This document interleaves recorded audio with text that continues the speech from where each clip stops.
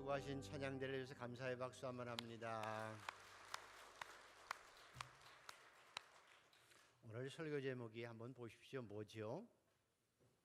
힘써 아비가 되자. 엄마들은 속상하지 마시고요. 힘써 뭐가 되면 되죠? 어미가 되면 된다. 자, 옆에 분에게 인사 한번 하시죠. 힘써 아비가 됩시다. 힘써 뭐가 되자고요? 아비가 됩시다.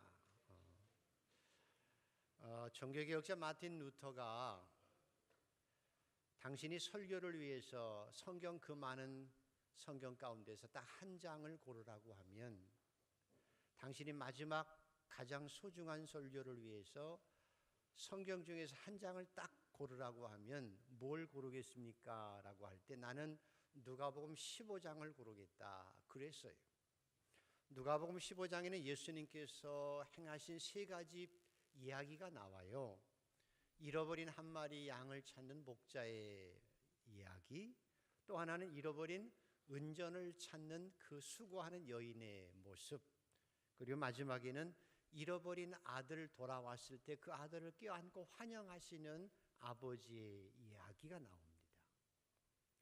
마틴 루터는 이 세 가지 이야기 가운데 그것이 기독교다라고 얘기해요.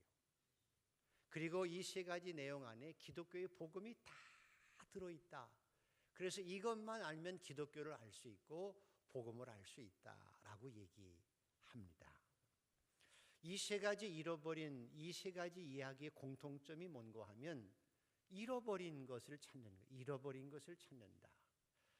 어찌 보면 양이 목자를 졸졸 따라가야 되는데 딴 길 가다가 길을 잃어버렸거든요. 자기가 길을 잃어버린 거예요. 그런데 잃어버렸다라고 해서 잃어버린 그 양을 향해서 너 잘못된 놈, 죄인 이렇게 말하지 않고 그냥 잃어버렸다.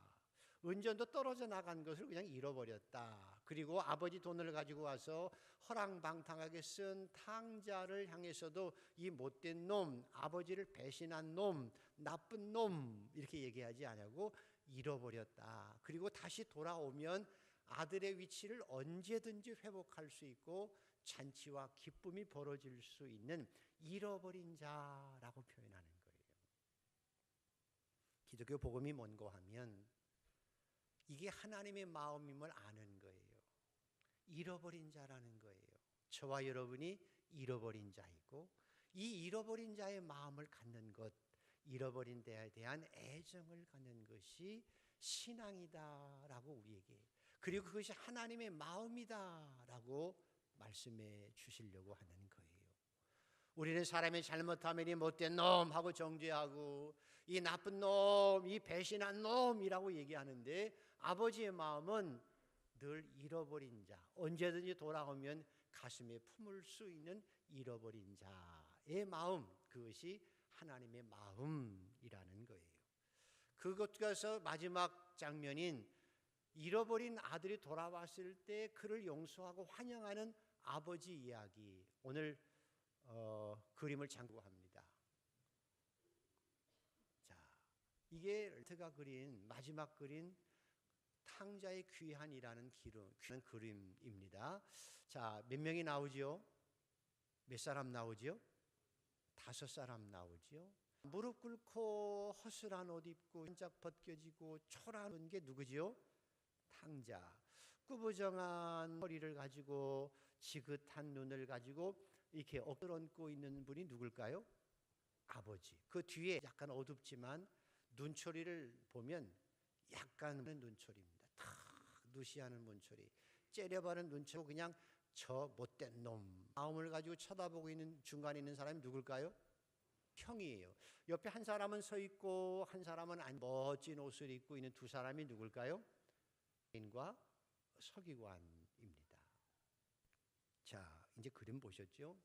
근데 저렇게 허장하게 하고 지 눈을 감은 듯한 눈을 가지고 툭을 갖다가 탕자의 어깨에 쭉 얹고 하게 있는 이 아버지께서 지금 뭘 하고 계시는 걸까요? 뭘 하고 계실까요? 아버지라고 하면 저 상황에서 무슨 일을 하실 것 같아요?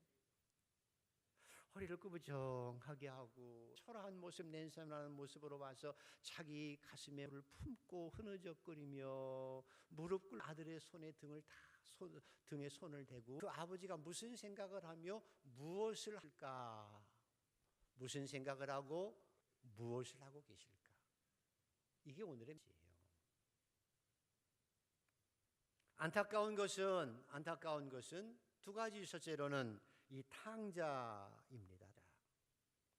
집을 떠나서 맛이 되어진 거예요. 가장 안타까운 것은 하나님을 떠나는 거예요. 내가 아무리 조건이 좋아도 하나님이면 탕자처럼 죽을 만나는 인생이 것이 우리의 인생이라고 하는 것 가르쳐주시는 거예요. 내가 아무리 많은 걸 가졌다고 해도 조건이 좋다고 해도 하나님을 떠나는 순간부터 점점 더 내리를 걷게 되어질 뿐만 아니라 이 고달퍼지고 결국은 나중에 잃어버린 아들 탕자가 되어진다는 교훈이, 이것이 안타까운 거라는 거예요. 그러나 감사한 것은 이 탕자가 돌아올 수 있다는, 잃어버렸기 때문에 언제든지 돌아올 수 있어요. 돌아오면 또한 아버지가 용서 아니라 이미 용서하고 기다리시는 거예요. 용서하고 기다리 품에 안겨서 잔치를 벌이고 기쁨격을 회복하고 자녀가 다시 온전히 되어지는 회복의 역사가 일어난다. 여러분, 인생이 참 피곤해요. 결혼하면 안 피곤할 것 같아도 때로 더 피곤해요. 인생이 그러나 그 피곤한 인생 가운데 진정한과 쉼은 돈에 있지 않고 권력에 있지 않아요. 진정의 쉼과 평안은 사랑하는 아버지 품에 때만 가능하고, 아버지를 떠나면 언제든지 우리의 인생이 피곤해지고 결국 탕자처럼 죽을 만난 인생이 될 수밖에 없는 것.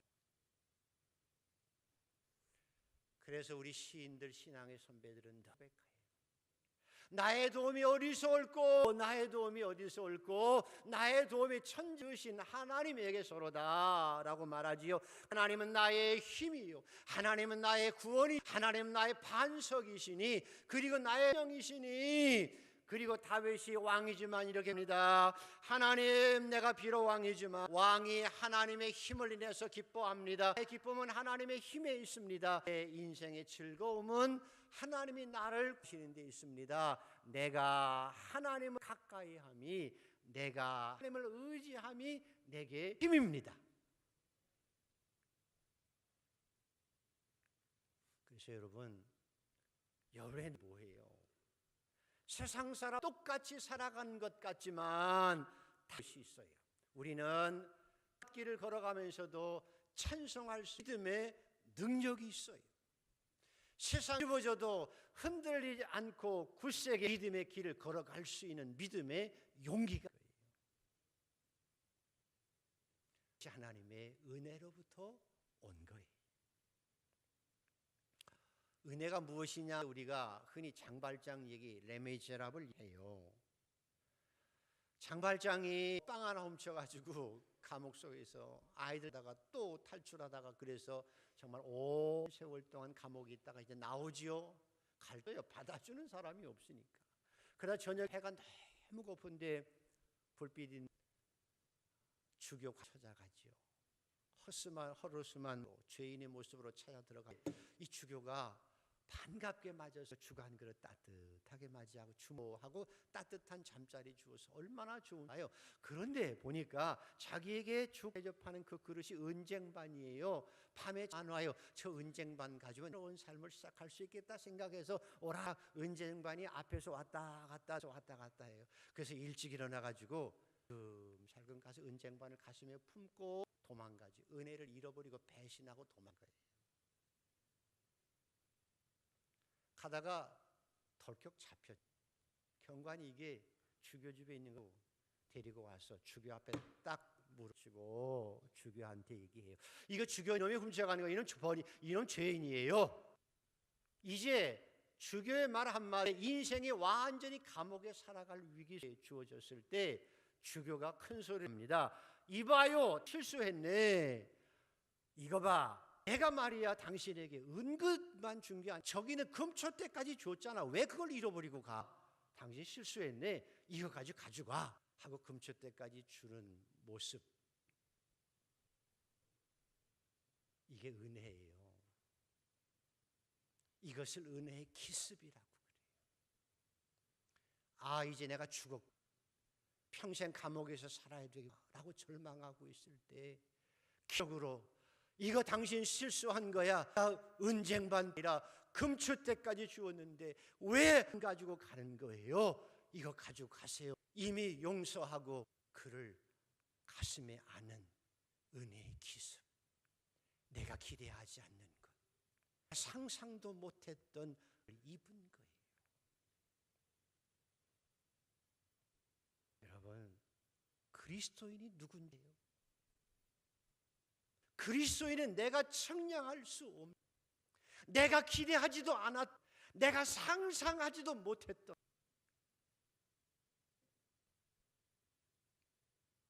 성경이 고백하지요. 내가 죄인이었을 때, 하나님, 내가 죄인이었을 때, 내가 하나님과 원이었을 때에 하나님께서 독생자를 나 대신 못 박혀 죽게 하시고 나선 죄인을 하나님의 자녀 삼서 독생자를 십자가에 못 죽인 사랑의 그 은혜가 내 가슴에 밀려 들어왔. 하나님, 나는 죄인이에요 라고 고백하고 나 자신을 하나님으로 만들어 주신 그 은혜, 그것에 감격해서 받을 수 없는 그 은혜 내가 받아, 누릴 수 없는 하나님의 자녀의 은혜 내가 누리고 살기, 어떤 상황에서도 감사하며 감격하며 이 땅을 강하게 살아낼 수 있는 능력자가 그리스도이니,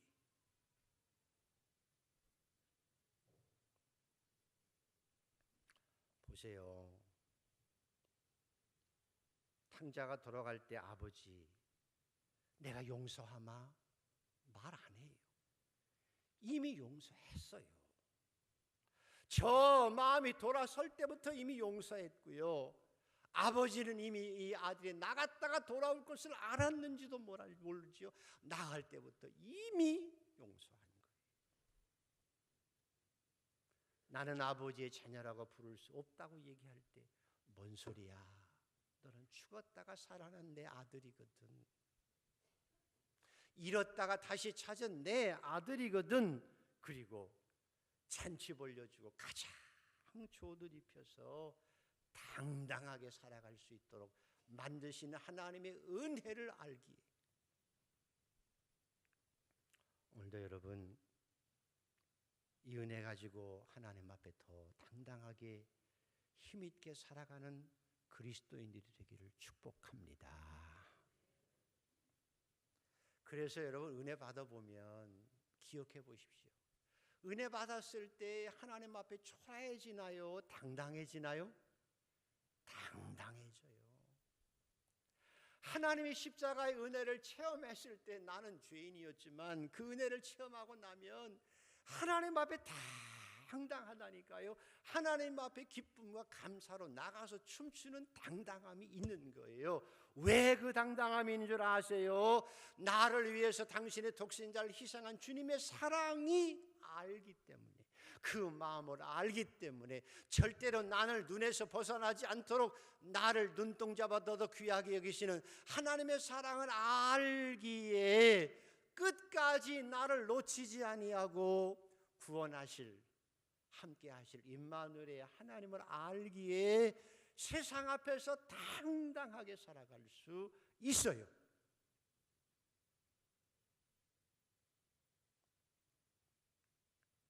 그래서 그리스도인은 자기가 가진 지식, 그 푼난 지식을 가지고 자랑하고 살아가는 게 아니에요. 내가 가지고 있는 권력, 돈, 경험, 손바닥에 놓을 만큼도 안 되는 그것 가지고 자랑하고 내세우고 사는 게 아니에요. 죽을 수밖에 없는 나를 구원하신, 심지어 자기 독생자를 아끼지 않고 나를 대신해 십자가에 저주받게 하신 그 하나님의 사랑이 오늘도 나에게 강물처럼 흘러내리고, 내가 뒤집어질 때라도 함께 하시고 넘어졌을 때라도 안타깝게 보시며 우리를 지켜보시고 치유하시는, 그리고 세상 끝날까지 함께 하시는 그 사랑이, 천하를 주어도 바꿀 수 없을 만큼 큰 사랑 가지고 나와 함께 하시는 그 주님의 사랑으로 인해서, 그 은혜로 인해서 이 땅을 비록 탕자 같은 모습이 되어질 때라도 아버지를 기억하며 하나님 앞에 나올 수 있는 거예요.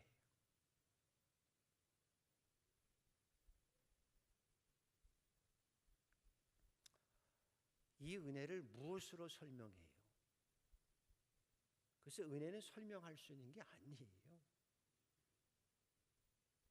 설명할 수 있는 건 은혜가 아니에요.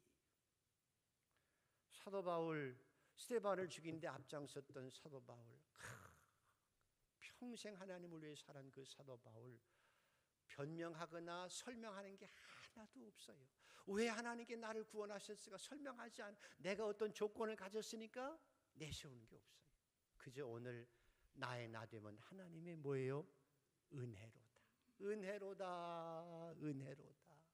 내게 주신 은혜로다. 그리고 오직 내게 주신 은혜로다. 나의 나 되면 오직 하나님의 은혜요. 그래서 나는 죽도록 충성하고 순교 당하는 일이 있어도 나는 내 할 일을 했을 뿐이에요 하고 담담히 내 믿음의 길을 걸을 수 있는 것이 은혜의 사람, 믿음의 사람이라는 거예요.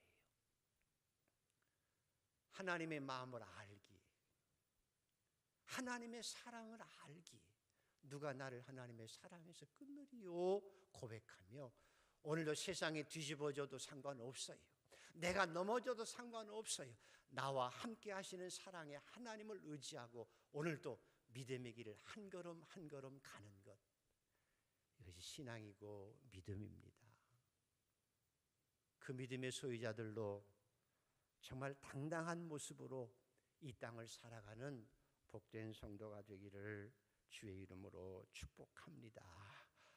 돈이 좀 없으면 어때요? 넘어져서 코가 깨진들 좀 어때요? 하나님이 함께 하시는 그 은혜로 인해서 오늘도 춤추며 믿음의 길만한 굳세게 걸어갈 수 있는 저와 여러분 되기를 소원합니다. 근데 오늘 성경에 보면 또 하나의 안타까운 일이 있어요. 속상한 일인데 우리는 그렇게 되지 않아야 하지요.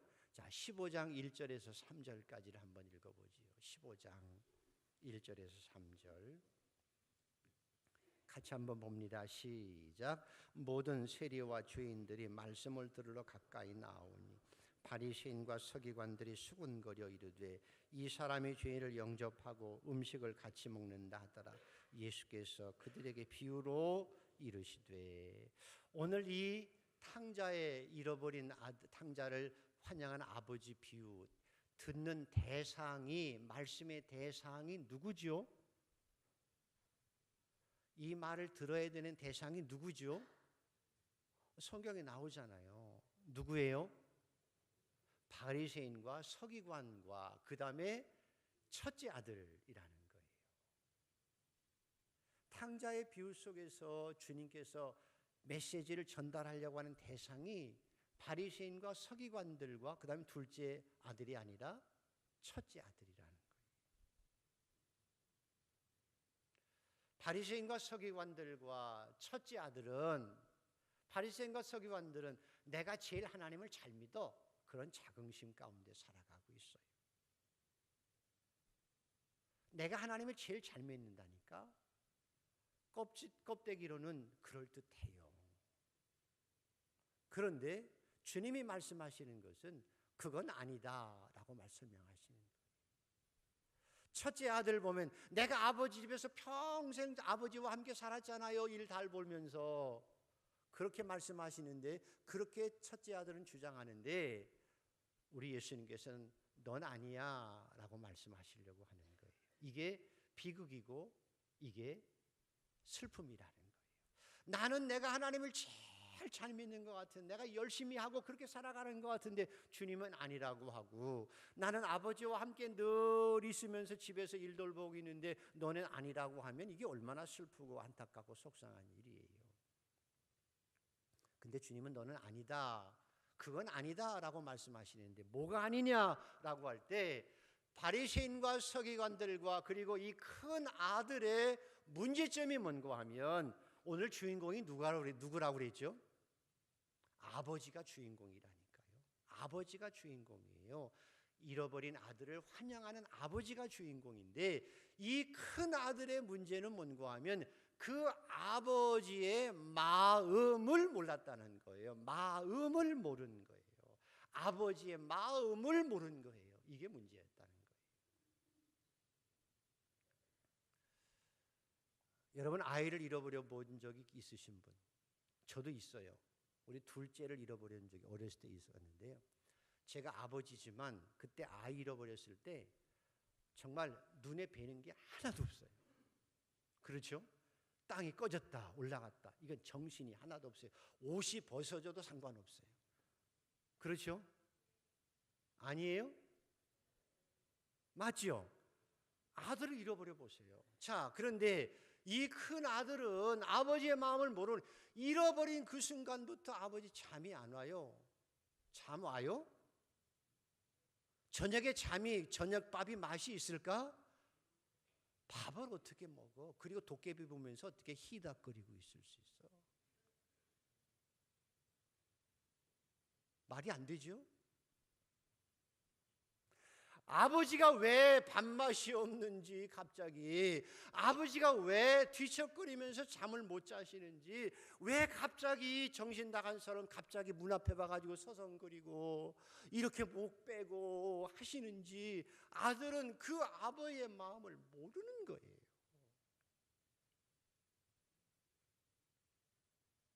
불효자가 누가 불효자예요?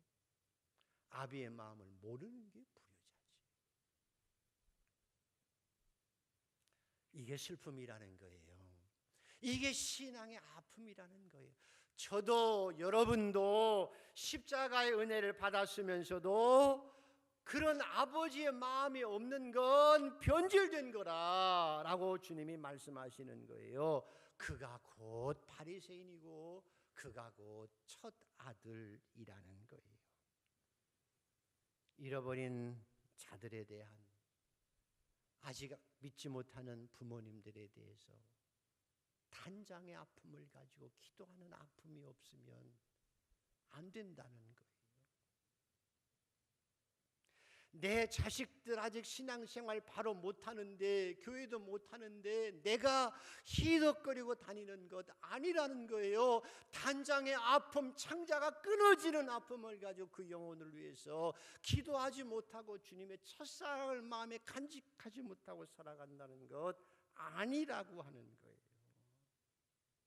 불쌍히 여기는 마음, 가슴이 벅차서 터질 것 같고 내 창자가 끊어지는 아픔과 단장의 슬픔이 영혼을 잃어버린 자에 대한 영혼을 가지는 아비의 마음을 깨닫지 못한 자가 큰아들이고 바리새인과 서기관이라는 거예요. 왜 부모와 자식이어야 되느냐? 남편과 아내는 아니냐? 제가 살아보니까 남편과 아내는 남이더라고요. 그건 제껴놓고 어쨌든 내 피비치만이라도, 나를 사랑하는 부모님이라도, 내가 낳은 내 새끼만이라도 그 자식들을 위한 피 끓는 가슴이 없고 창자가 끊어지는 아픔이 없으면 그 영혼을 위해서, 그게 슬픔이라는 거죠.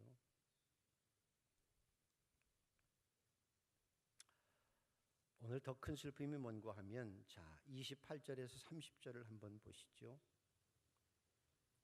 28절에서 30절, 15장 28절에서 30절 시작. 그가 노하에 들어가고자 하지 아니하거늘 아버지가 나와서 권하는데 아버지께 대답하여 이르되 내가 여러 해 아버지를 섬겨 명을 어김이 없거늘 내게는 염소 새끼라도 주어 나와 내 보스로 즐기게 하신 일이 없더니 아버지의 살림을 창녀들과 함께 삼켜버린 이 아들이 돌아오매 이를 위하여 살진 송아지를 잡았나이다. 자, 형으로서 동생이 돌아왔으면 어떻게 해야 돼요? 최소한 너 왔니? 얼마나 고생하냐? 배고프지? 그리고 한 번쯤 안아야 되는데 분노해요. 그리고 내 형제라고 안 하고 당신의 아들이 창기와 함께 당신의 제사를 먹어버린 당신의 아들이라고 얘기해요. 아버지를 원망해요. 그리고 허랑방탕하고 얘기했지만 창기와 더불어 먹고 마셨다는 말은 성경에 없어요. 그런데 자기가 보지도 않는 것 스스로 생각해서 저놈은 그랬을 거야 추측해서 만들고 확대시켜서 정죄하지요. 그리고 아버지 앞에 분노해요. 그리고 아버지 왜 당신은 나에게 아무것도 해주지 않아? 사실 재산 다 큰아들에게 주었어요. 성경에 보세요. 다 주었지. 근데 당신은 내게 해준 것이 하나도 없이 그 작은 그 송아지 하나 잡아서 돌아온 동생 주었다고 해서 분노하고 당신 행위가 맞지 않아요 라고 도리어 아버지를 비난하고 있는 거잖아요.